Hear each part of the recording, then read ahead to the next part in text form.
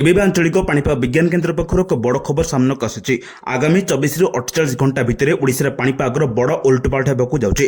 ଆପଣଙ୍କ ଜିଲ୍ଲାରେ ପ୍ରବଳ ବର୍ଷା ହେବ ନା କାଳବୈଶାଖୀର ତାଣ୍ଡବ ଦେଖିବାକୁ ମିଳିବ।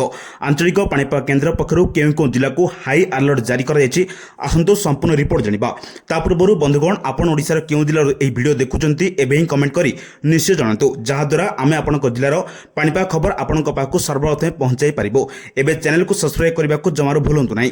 ପାଣିପାଗ ବିଭାଗର ସୂଚନା ଅନୁଯାୟୀ ବାୟୁମଣ୍ଡଳରେ ସୃଷ୍ଟି ହୋଇଥିବା ଘୁରୁଚା ବଳୟ ଯୋଗୁଁ ରାଜ୍ୟର ଅନେକ ସ୍ଥାନରେ ମେଘାଚ୍ଛନ୍ନ ପାଗ ରହିବ।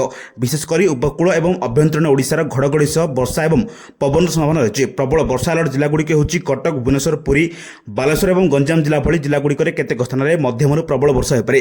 ଝଡ଼ ପବନର ଆଶଙ୍କା, ବର୍ଷା ସହିତ ଘଣ୍ଟା ପ୍ରତି 30 ରୁ 40 କିଲୋମିଟର ବେଗରେ ପବନ ବହିବାର ମଧ୍ୟ ସୂଚନା ରହିଛି। ତେଣୁ ବିଜୁଳି ଘଡ଼ଘଡ଼ି ମାରିବା ସମୟରେ ଲୋକମାନଙ୍କୁ ସୁରକ୍ଷିତ ସ୍ଥାନରେ ରହିବାକୁ ପରାମର୍ଶ ଦିଆଯାଇଛି।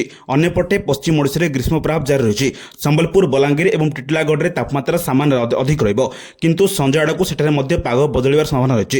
ତେବେ ଦର୍ଶକ ବନ୍ଧୁ, ପାଣିପାଗର ପ୍ରତିଟି ଛୋଟ ବଡ଼ ଅପଡେଟ୍ ସବୁଠୁ ଆଗେ ପାଇବା ପାଇଁ ଭିଡ଼ିଓକୁ ଗୋଟିଏ ଲାଇକ୍ କରନ୍ତୁ ଏବଂ ନିଜ ସାଙ୍ଗମାନଙ୍କ ସହ ସେୟାର କରନ୍ତୁ। ପୁଣି ଦେଖା ହେବ ଆଗାମୀ ପାଣିପାଗ ଅପଡେଟ୍ରେ। ସେ ପର୍ଯ୍ୟନ୍ତ ବିଦାୟ ଦିଅନ୍ତୁ।